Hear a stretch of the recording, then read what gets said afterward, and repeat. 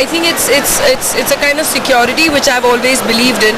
So that's what I would like to say about jewelry.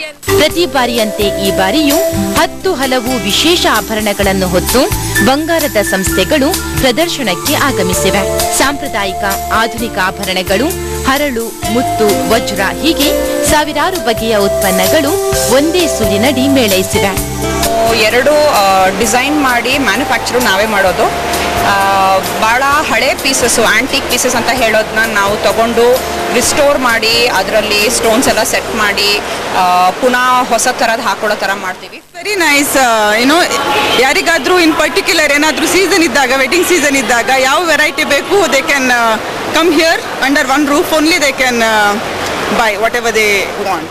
April 9ರವರೆಗೆ ಬಂಗಾರದ ಸಂತೆ ನಡೆಯಲಿದ್ದು ಆಭರಣ ಪ್ರಿಯರು ತಮಗಿಷ್ಟವಾದ ಉತ್ಪನ್ನಗಳನ್ನು ಖರೀದಿಸಬಹುದಾಗಿದೆ. ETV news, Bengaluru.